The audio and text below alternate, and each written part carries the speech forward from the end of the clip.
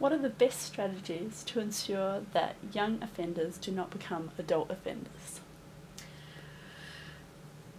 Tricky. But what we know for definite, and I suppose in lots of the debates around youth crime and things, it's around what do we definitely know. So what we definitely know is that putting young people in prison is not going to stop them from offending. Introducing strategies like boot camps, military style training camps is not going to reduce offending. In fact, we did, before they were recently introduced as part of the Fresh Start programme in 2010, they were actually abolished under the Sentencing Act in 2002 because they had the largest recidivism rate of 92% of all punishments for young people in terms of deterrence and reoffending. So young people who'd been through the corrective training, as it was called, reoffended at a rate of 98%. So they were seen to be totally ineffective. So don't do those kinds of things with young people, that's what I'd say. And the most effective kinds of interventions, things like supervised bail programmes. There was one in Christchurch in the early 2000s that was shown to be very effective. So when people were bailed through the youth court, they were given intensive supervision and support around their offending and any problems. So they were very effective in that way, but unfortunately funding for that pilot project was discontinued. So fund those kinds of things to any funders who are listening. So things which deal with all the complexities of youth offending, I think, not these, you know, simple, you know, string them up, lock them up, throw away the key, you know. It's not a simple problem to address. So it's no use trying to just think if we do this one thing, it's going to stop youth offending. So we need a range of interventions that are aimed at lots of the different issues that are involved in youth offending, which is a very complex issue in itself. What is or should be the age of criminal responsibility?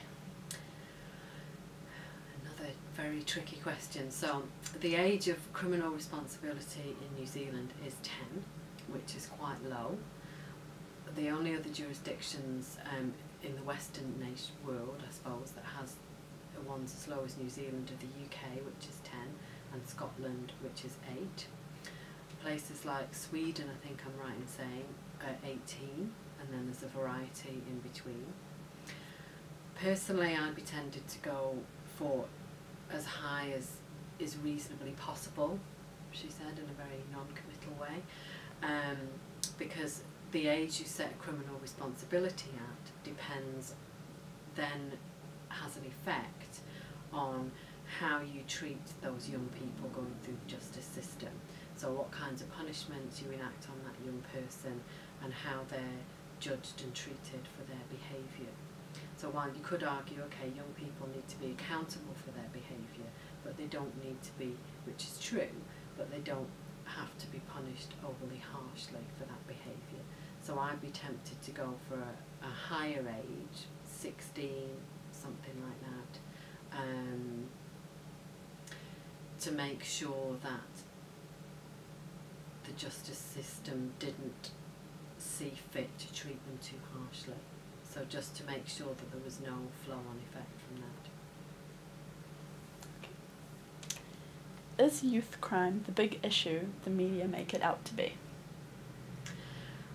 No, is the simple answer to that. I think that we should have a focus on youth crime because young offenders can turn into adult offenders. I think it's very important to say that young people commit quite a small proportion of all crime, about a quarter, 25%, 22%, something like that in New Zealand. So adults actually commit 75, 78% of all crime in this country, and a lot of young people are also victims of adult offending. So I think it's important to bear those things in mind as well. And also the more serious offending by young people is a very small proportion of that 25%. And And young people's offending also tends to be minor, as we sort of talked about. And not all young people who commit